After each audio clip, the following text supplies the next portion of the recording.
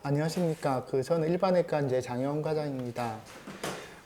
오늘 제가 이제 발표할 내용은 임신과 갑상선 질환에 대한 겁니다. 임신하고 나서 이제 갑상선 변화와 그리고 갑상선 기능 항진증과 저하증에 대해서 이제 어떻게 관리할 건지를 오늘 발표하도록 하겠습니다.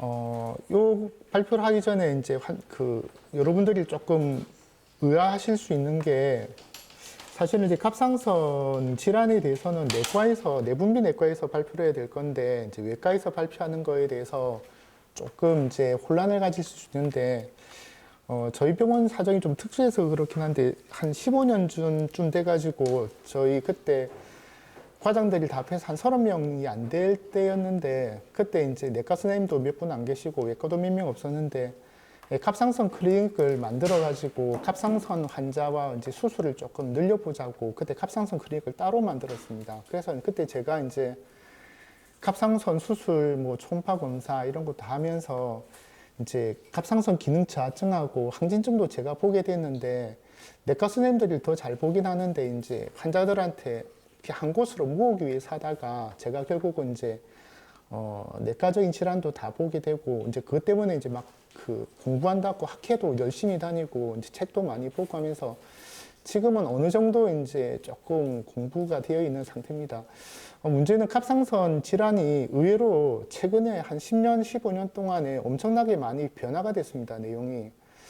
그전만 하더라도 임신에 대해서도 별로 신경 쓰지 않고 있었고 또 갑상선 암이라든지 이런 것들에 대해서도 학회를 가보면 한 2, 3년마다 내용이 갑자기 바뀌었고 그전에 이렇게 하다가 바뀐 내용도 많아서 이거는 이게 하도 많이 변하니까 저도 이제 많이 궁금하고 혼란스러워서 이제 따로 이제 내용을 좀 정리하고 있다가 오늘 같이 발표할 내용은 그냥 임신에 대한 내용도 한번 리뷰하는 형식으로 하도록 할 겁니다. 사실 내과 선생님들이 더 잘 알고 하실 거겠지만 그냥 여기에 대해서 같이 한번 리뷰하는 식으로 한번 넘어가도록 하겠습니다. 실제로는 이제 오늘 하는 내용은 2014년에 나왔던 임신했을 때 이제 갑상선 질환에 대한 진료 권관이 따로 나와 있었습니다. 그것이 이제 작년에 이제 학회에서 다시 개정을 좀 이렇게 하자라고 이야기가 나왔었기 때문에 그 내용 위주로 하고 그 내용에서 빠진 내용들이 보시면 여기 보면 이제 갑상선 암에 대한 내용이 없고 또 이제 불임이라든지 유산이 자르면 맞은 많은 사람들에 대한 치료라든지 접근을 어떻게 할 건지 내용은 빠졌는데 내용이 조금 많아지는 것 같아서 그건 따로 빼고 다음에 또 할 수 있으면 그것도 하도록 그렇게 하겠습니다.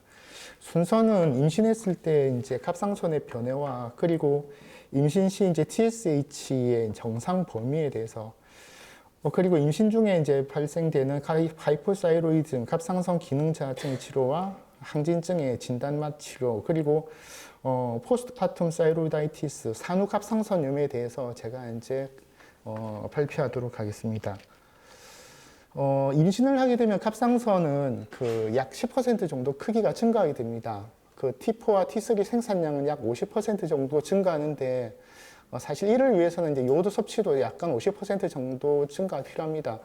다만 우리나라에서는 이건 큰 의미는 없습니다. 워낙 우리나라에서는 WHO에서 권장하는 요오드 섭취 필요한 양의 권유량의 거의 한 10배 정도를 먹고 있기 때문에 요오드 섭취는 충분히 잘 되고 있는 편입니다.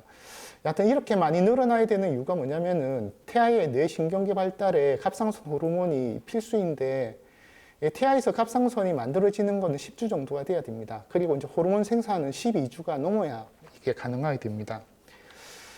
이 그래프를 보시면 밑에 보면 태아 이제 임신 주수가 나와 있죠. 한 10주 정도 지나고 나서 비로소 한 12주 정도 되면 거기 보면은 이제 피탈 사이로이드 호르몬의 프로덕션이 시작된다고 되어 있고 그 왼쪽으로는 어머니의 갑상선 호르몬이 이제 오로지 하나만 작용이 중요하기 때문에 어머니가 결국은 자기가 이제 2배로 한 1.5에서 2배를 만들어내 가지고 자기도 쓰고 태아에게 또 넘겨줘야 되는 겁니다. 한 12주 이후에는 이제 아기도 스스로 이제 태아도 만들어내게 되고 어머니께 넘어가 가지고 이제 마지막이 되면은 이제 충분히 태아가 갑상선 호르몬 충분히 만들어낼 수 있는 시기가 되는 겁니다. 임신 초기엔 또 이제 HCG가 증가되면서 이게 갑상선 호르몬 수치가 올라가야 됩니다. 토탈 T4도 올라가고 그 티록신 바인딩 글로불린이 이제 상승하면서 TSH가 정상 범위가 낮아지게 됩니다. 보통 0.1 이하로 떨어지게 되는데 이거는 정상인데도 떨어지는 경우가 있다 이런 뜻입니다. 그렇기 때문에 한 번씩 이제 그 저희 과에 그 갑상선 임신했는데 갑상선 기능 항진증이라고 빨리 가보라 해가지고 오는 사람들이 있는데 실제로 보면은 나중에 그 치료가 필요한 게 아니라 저절로 좋아지는 그런 이제 일과성의 변화가 꽤 많습니다. 또 3개월간에는 이제 TPO 안티바디나 사이로글로불린 안티바디가 임신 후에 약 10에서 20%가 양성입니다. 이거 그 사이로글로불린 안티바디라든지 TPO 안티바디 같은 경우가 이게 문제되는 거는 결국 이제 자가 면역 질환이라는 건데 이 자가 면역 질환이 되면 갑상선이 파괴가 되는 가능성이 높습니다. 그러면 갑상선이 파괴가 되면은 갑상선 호르몬 능력이 생산 능력이 떨어지니까 결국은 갑상선 기능 저하증이 생기는 경우가 꽤 많습니다. 그래서 나중에 TSH가 상승되거나 나중에 이제 출산 후에 산후갑상선염이 발생되는 경우가 꽤 있습니다. 지금 이걸로 인해서 나타나는 예상이 되는 문제점은 뭐냐면은 기존에 갑상선 기능 저하증 환자가 있다면 이 산모가 이제 환자가 원래는 갑상선 호르몬을 만들어내야 되는데 자기가 이제 충분히 못 만들어내니까 약을 지금 복용을 해가지고 보충을 하고 있는 상태인데 임신을 하게 되면 한 1.5 배를 만들어야 되는데 자기 갑상선이 그래 되지 않으니까 이제는 투여하는 갑상선 호르몬 용량을 좀 늘려줘야 됩니다. 한 20에서 30% 증량하고 책에 보면 어떤 데는 한 50%까지 증량이 필요하다는 말도 있는데 증량을 하되 이제 제일 중요한 건 어느 정도가 중요한 게 아니라 목표치가 TSH 레벨을 한 4.0 이하로만 만들어주면 된다라고 우리가 이제 기준을 정했습니다. 그래서 대략 한 저 정도로 하고 그 다음 피검사 해가지고 잘 조절되면 계속 유지를 하고 계속 모니터링은 보통 한 20주까지는 그냥 한 달에 한 번씩 계속 한다 생각하시면 됩니다. 저 같은 경우는 가능하면 한 달에 한 번씩 계속하고 말기가 되면 이제 2달에 한 번씩 검사를 하고 있는데 출산하게 되면 이제는 그렇게 많이 만들 필요가 없겠죠. 그래서 다시 원래의 용량으로 다시 바꾸는 경우가 많습니다. 정상 산모는 TSH가 감소한다고 갑상선 기능 항진증 치료가 필요한 것이 아니다라고 초언하는데 이거는 이제 결국 아까 두 번째 있던 내용인데 진짜 갑상선 기능 항진증이 아니라는 뜻입니다. 일시적으로 나타나는 제 자연적인 현상이다라는 뜻입니다. TPO 항체가 양성인 산모 같은 경우는 추후에 갑상선 기능 저하증이 생길 수도 있고 그에 따라서 이제 갑상선을 보충할 수가 있는데 이 문제가 이제 결국은 갑상선 기능 저하증이 아닌데 나중에 결국 약을 먹어야 되느냐 아니냐 이제 이걸 갖다가 이제 따져보게 되는 문제가 됩니다. 이제 우리가 이제 서브 클리니컬 하이포사이로이디즘 이제 불연성 무증상 갑상선 기능 저하증에 대한 그 내용인데 그것도 나중에 이야기하도록 하겠습니다. 그리고 이제 산모들 중에서 상당수가 산후갑상선염이 나타날 수 있는데 출산하고 나서 이제 갑상선 기능 이상에서 오시는 분이 꽤 많습니다. 이제 그분들 중에서 놔두면 저절로 좋아지기 때문에 약을 안 먹어도 되는 경우가 대부분입니다. 하지만 이제 저하증으로 가는 경우도 있고 항진증으로 진행되는 경우도 있기 때문에 TFT 이제 추적 검사가 필요하게 됩니다. 하나씩 이제 내용을 갖다가 일단 말씀드릴 건데 TSH의 정상 범위를 어떻게 정하느냐에 따라서 결국은 치료를 해야 되냐 말아야 되냐 이걸 병으로 진단하느냐 아니냐 그게 중요하기 때문에 벌써 이제 이거는 한 10년 전부터 TSH 정상 범위에 대해서는 각 나라마다 우리나라도 마찬가지입니다. 각 대학마다 이걸 어디를 정상 범위로 잡는지에 대해서 자꾸 논의가 일어났었습니다. 임신에 관해서는 이제 한 10년 전만 하더라도 갑상선 호르몬 임신했을 때 갑상선 호르몬을 충분히 주지 않으면은 산모도 그렇고 태아도 위험할 수 있다라는 좀 그런 위기 의식이 좀 강했을 때였습니다. 10년 전만 하더라도. 그래서 임신 1분기에는 0.1에서 2.5까지 TSH를 유지하자. 그리고 쉽게 말해가지고 TS를 낮게 유지한다는 말은 갑상선 호르몬을 좀 많이 줘야 된다. 충분하도록 보유를 해야 된다라는 이제 그런 개념이었습니다. 그래서 이 2014년 권고안에서 보면은 이제 퍼스트 트라이메스터에는 2.5까지 세컨드에는 3.0까지 그리고 서드에서는 3.5까지를 목표를 하고 그 이상 넘기지 않도록 갑상선 호르몬을 충분히 주든지 하자 이제 이런 내용이었는데 작년까지 이제 여러 가지 미국이든지 유럽에서 나온 이제 데이터들이나 이런 걸 다 모아 보니까 우리가 너무 과하게 타이트하게 좀 잡았다 한 4.0만 하더라도 실제로 문제가 없다 이제 이런 내용이 나온 겁니다. 한 2014년, 2010년도 초반만 하더라도 임신한 환자들한테 대해서 이제 산모들이 TSH가 한 4.0 정도 되면 애가 안 좋아지는 거 아니냐 뭐 이런 이제 위기의식 같은 걸 갖다가 좀 조장하는 분위기도 꽤 많았습니다. 근데 이제 실제로는 애한테 그렇게 큰 영향은 없었고 대신에 이제 TSH가 좀 심하게 높은 애들, 한 10 이상 올라가는 애들은 이제 지능자 같은 게 나타날 수 있다는 게 이제 연구에서 나타나면서 10 정도까지만 보면 되지 않겠냐라고 이제 돼 있는 상태입니다. 대신에 이제 1분기가 제일 중요하니까 이때는 4.0까지로 넘지 않도록 조절하자는 게 내용입니다. 갑상선 기능 저하증에 대한 분류에서는 요거는 사실은 임신이 아니라 정상 환자들에게도 마찬가지인데 현성, 증상이 나타나는 갑상선 기능 저하증은 프리T4의 저하가 있어야 되고 그리고 TSH는 4.0 이상일 때 이걸 정의로 하고 아니면 프리T4가 정상이라도 TSH가 10 이상이 되면 요거는 갑상선 기능 저하증으로 보고 치료를 해야 된다라고 정해져 있습니다. 문제는 이제 불연성 갑상선 기능 저하증이라고 프리T4가 정상인데 TSH가 10 이하인 사람들이 있습니다. 그러니까 T4는 정상이냐 TSH가 떨어졌단 말은 실제로는 갑상선 호르몬 세체가 많이 만들어지지 않는데 뇌하 수체에서 이제 억지로 TSH를 많이 분비해가지고 푸시를 해가지고 갑상선 호르몬을 정상으로 만들면 그게 과연 이제 갑상선이 정상으로 볼 수 있냐 아니다. 이거는 기능 저하증이니까 치료해줘야 된다라는 개념이 서브클리니컬 하이포사이로이디즘 이제 SCH로 보통 표시를 해야 되는데 이겁니다. 문제는 요거는 임신하지 않은 상태에서는 일반 사람들한테는 뭐 그래도 자기만 불편하다는 것 정도밖에 없는데 임신한 환자에게 있어가지고 이 불연성을 놔뒀다가는 태아에게 영향이 있을 수 있기 때문에 치료를 해줘야 된다. 근데 어느 정도 치료를 해야 될 거냐라고 이야기한다면 아까 보신 것처럼 프리T4가 결국 치료하는 기준은 프리T4가 정상이라더라도 TSH가 앞에 보실까요?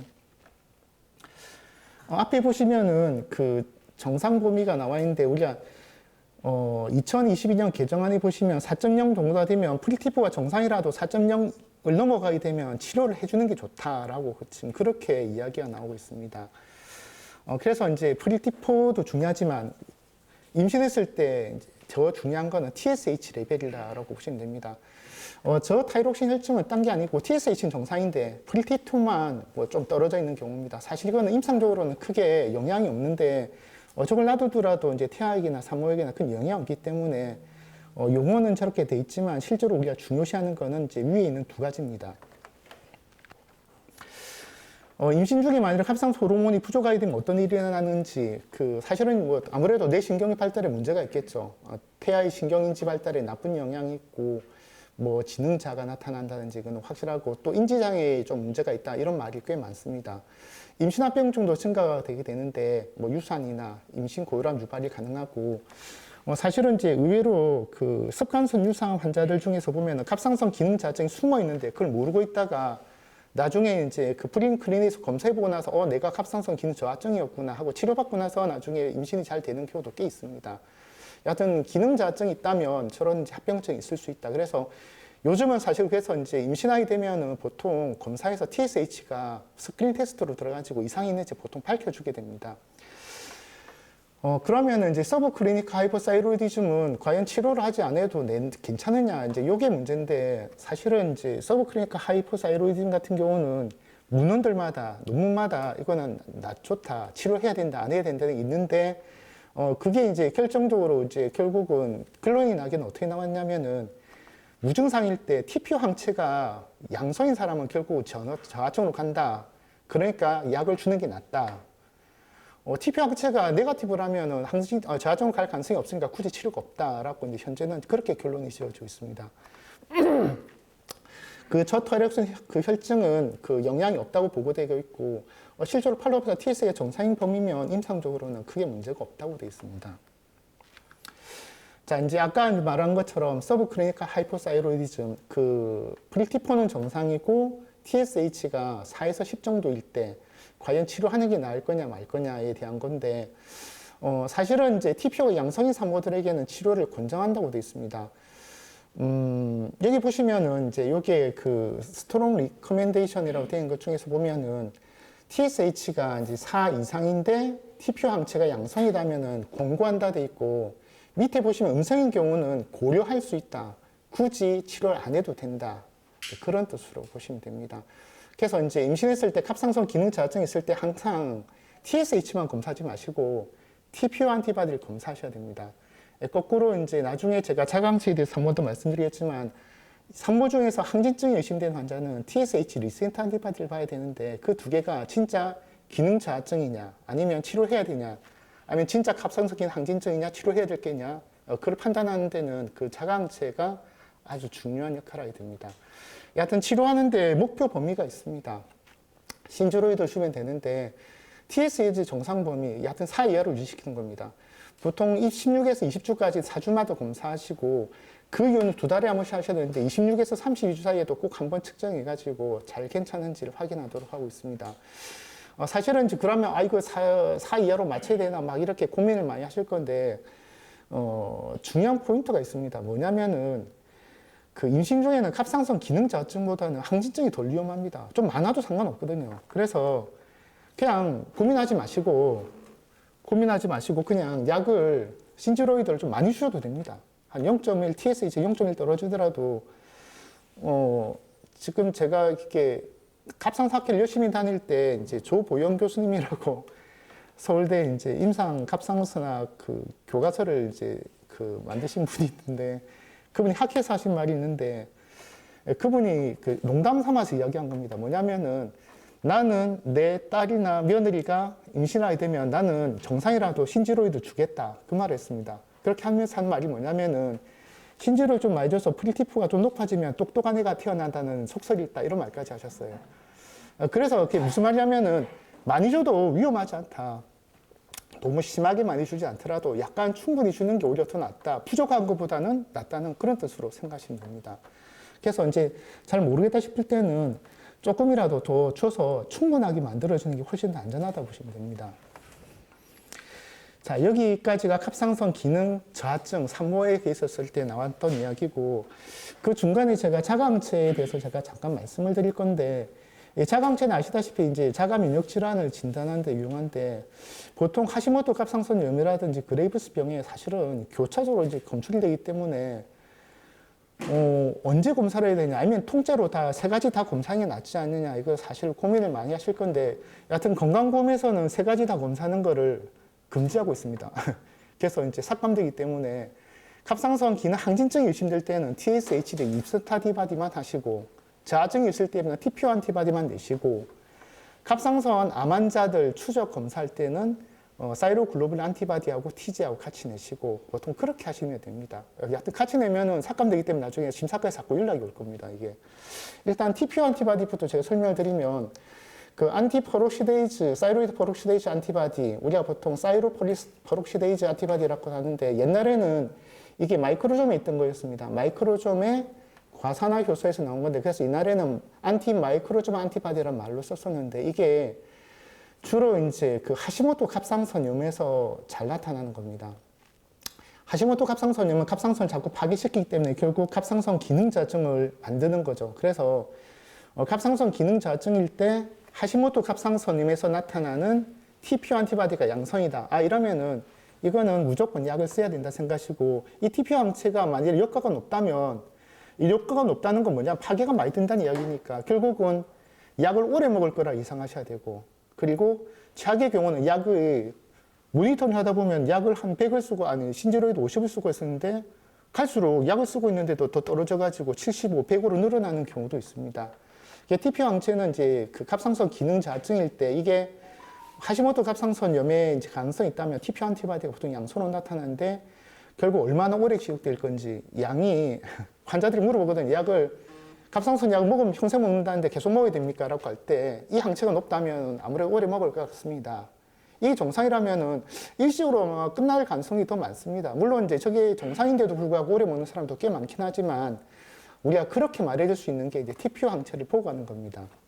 그래서 이제 TPO 항체는 저하증이 의심이 될 때 반드시 같이 검사해 주시면 좋고 TSH 리센타디바디가 사실은 뭐 종류가 많고 디텍션하는 방법에 따라 여러 가지인데 그냥 저희 병원에서 그냥 이렇게 나와서 그냥 이걸로 하시면 되는데 결국 TSH 리센타디바디는 그레이브스 병에 나타나는 이제 그라 보시면 돼요. 90% 이상에서 무조건 탄탄하는데 요거는 갑상선 기능 저하증 중에서 TSH 리센타디바디가 양성이란 말은 치료를 해야 된다고 보시면 됩니다. 우리가 일시적으로 잠깐 무통성 갑상선염 같은 경우는 갑상선이 파괴되면서 일시로 T4가 확 올라가는 증상이 꽤 많이 나타납니다. 근데 그거는 놔두면 저절로 좋아지는 거거든요. 근데 자주 치료할 거냐 말 거냐 결정할 때 이게 양성이면 치료하셔야 되고 음성이면 굳이 치료하지 않으셔도 대개는 저절로 떨어지니까 이 모니터링만 팔로우만 좀 하시면 됩니다. 그리고 갑상선 기능 저하증에서도 이제 약을 끊기 전에 TSH 리셋 안티바디가 정상이 되고 나서 약을 끊도록 보통 그렇게 유도를 하고 있습니다. 저게 높은데 끊어버리면 바로 몇 달 안에 바로 재발하는 경우가 많기 때문에 그렇습니다. 사이로글로불린 안티바디는 사실은 이제 항진증 저하증에는 사실은 뭐 필요 소용이 없습니다. 이게 주로 어찌 하냐면은 갑상선, 이게 사이로글로불린 자체는 갑상선에서 만들어진 갑상선 세포를 형성하는 그 단백질인데 이게 나온단 말은 갑상선이 어디서 파괴가 돼서 나온다는 뜻입니다. 그래서 갑상선 암으로 전절제라고 나면 저기 나오면 안 됩니다. 갑상선이 없어야 되는 거 아닙니까? 근데 저기 나온단 말은 암이 재발한다는 걸 의미하니까 갑상선 암 전절제를 하고 나서 사이로글로불린하고 또 안티바디하고 같이 세트로 검사해가지고 저기 올라간다면 아 재발이구나. 초음파에서는 보이지 않더라도 재발을 의심하고 이제 추가 검사를 하도록 보통 그렇게 됩니다. 여하튼 결론은 TP 안티바는 항진증, 저하증이 의심될 때 보통 같이 해주는 게 낫고 TSH 리셋 안티바디는 항진증일 때 같이 해야만 이걸 치료할 건지에 대해서도 조금 더 알 수 있다고 그렇게 보시면 됩니다. 자, 이제 갑상선, 임신하고 나서 갑상선 긴 항진증이 진짜 맞느냐 아니냐를 이제 체크해야 되는데 한 번씩 환자들이 이렇게 많이 오거든요. 임신했는데 그 피검사에서 TSH가 정상보다 떨어져 있어가지고 치료를 해야 될지 모른다고 저한테 오는 경우가 꽤 많습니다. 이제 미래여성병원에 이런 데 오시게 되면 실제로 보면은 스크린 테스트에서 이제 TSH 0.2 이하로 오시는 경우가 꽤 많습니다. 근데 치료를 하지 않고 지켜봐도 되는 경우가 꽤 많습니다. 그 임신 중에 나타나는 갑상선 중독증, 갑상선 중독증은 T4가 올라가는 걸 말하는 거고, 항진증은 실제로 이제 치료를 해야 되는 거를 말하는 건데, 여하튼 그레이브스 비용이 한 0.1에서 한 1.0% 유복률을 가지고 있는데, 이때는 TSH 리셋 안티바디가 양성입니다. 양성인 경우는 치료가 필요한데, 특이하게 갑상선 기능 항진증이 임신 전부터 있던 환자가 치료를 잘해가지고 임신이 되고 나면 이게 저절로 좋아지는 경우가 많습니다. 약을 안 먹거나 약을 최대한 줄일 수 있는 경우가 많은데 이게 이제 면역 관용이라 해가지고 아무래도 이제 태아가 우리 몸속에 있으니까 태아를 살리기 위해서 태아에게 공격하지 않기 위해서 면역이 조금 억제되는 경우가 많지 않습니까? 그러다 보면 이 갑상선 기능 항진증도 좋아지는 경우가 많아서 약을 조금 줄이거나 중단하는 경우가 많습니다. 물론 출산하게 되면 그 다음 게 막 억제됐던 게 팡 터져가지고 약을 좀 많이 써야 되는 경우도 많은데 밑에 게 이제 문제입니다. 임신하면 아까 이제 프리티포가 올라간다고 말씀드렸었죠. 근데 그거는 정상도 올라갔다가 지가 알아서 떨어지기 때문에 TSH 리셋 안티바디 음성인데 이때는 치료할 필요가 없습니다. 그냥 놔두시고 팔로만 하시면 됩니다. 물론 너무 높으면 약을 쓰는 것도 고려해야 되겠지만 아주 저용량으로 쓰셔도 됩니다. 자, 치료는 너무 높은 경우인데 좋아질 거라고 계속 생각하고 이게 치료 안 하게 되면 또 이런 유산이라든지 임신 고혈압이나 뭐 저체중암, 미수가 이런 게 나타날 수가 있는데 일단 치료는 일단은 무조건 하긴 해야 되는데 그때는 아시다시피 퍼스트 트리메스터에는 PTO를 쓰게 됩니다. 안티로이드 쓰게 되고 이후에는 메티마졸로 바꿔주는데 메티마졸을 쓰고 나서 이제 한 번씩 뭐 그 두피가 형성이 안 된다든지 막 식도나 구비공 폐쇄가 나타날 수 있다고 하지만 사실 아주 드뭅니다. 책이나 이런 데 보시면은 메티마졸로 인해서 생길 수 있는 임신 중 합병증이 2%고 PTO가 1% 정도라고 나와 있습니다. 실제로 뭐 그게 뭐 심한 건 아닌데 그나마 조금 나은 게 PTO가 이제 퍼스트 때는 쓰게 되고 이후는 이제 메티마졸로 바꿔주라고 그렇게 되어 있습니다. 여하튼 이제 치료 방침은 TSH가 중심이 아닌 이때는 프리티포를 상한선 부분으로 한다. 보통 저 같은 경우는 우리가 프리티포가 0.93에서 1.7까지는 정상인데 저 같은 경우는 한 1.7에서 한 2.5까지도 그냥 잡고 그렇게 합니다. 가능하면 한 달에 한 번씩 2주에서 6주 간격으로 TFT 검사를 검사해가지고 너무 높지 않도록 약을 계속 조절하도록 하시고 여하튼 환자들한테는 막 그 약을 많이 먹으면 위험한 거 아니냐, 애한테 안 좋은 거 아니냐 엄청 불안해하거든요. 그런데 약을 줄일 가능성이 더 많고 또 실제로 약을 먹어도 안 좋은 경우가 그리 안 많다. 걱정하지 마라. 그렇게 안심시켜주면서 계속 치료를 하면서 모니터링 하시면 됩니다. 여하튼 출산 후에는 또 갑상선 호르몬이 아까 말할 것들처럼 이제 저하증 보였던 환자들은 출산 후 다시 회복되는 경우가 많은데 저하증으로 가는 사람도 꽤 있습니다.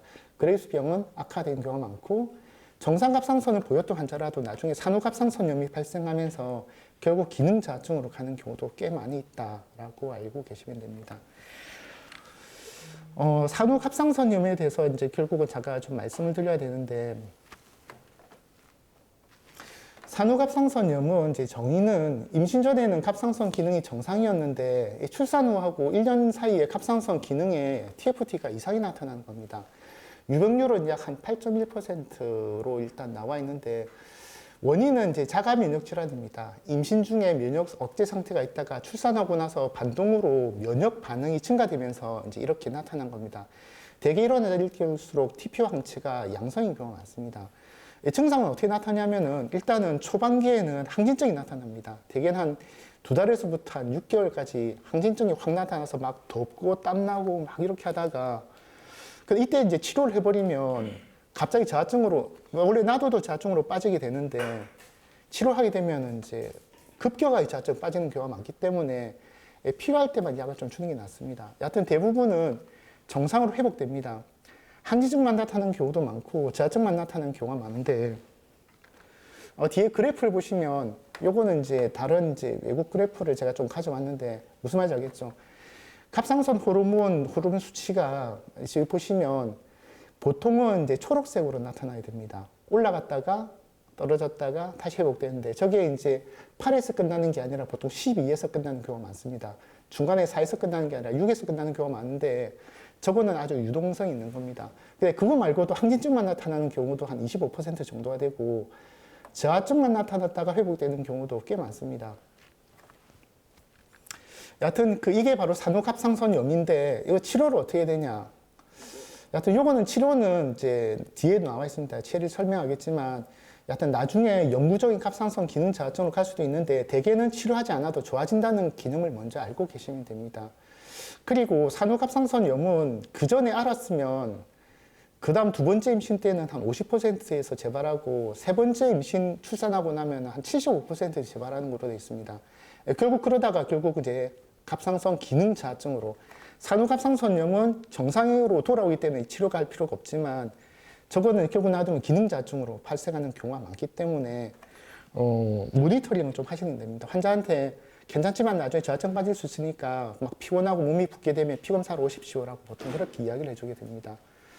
여하튼 관리는 증상은 초반기에는 항진증 증상이 나타납니다. 막 두근두근하고 덥고 막 사람이 어쩔 줄을 몰라 하고 하는데 그러다 갑자기 저하증으로 바뀌게 됩니다. 춥고 피부가 차갑고 건조하고 무기력해지고 이렇게 이제 교대로 나타나는데 산후우울증 같은 경우 한 번씩 보면은 TFT를 보면은 기능 저하증 검사를 보면 저하증으로 나타나는 경우가 꽤 있습니다.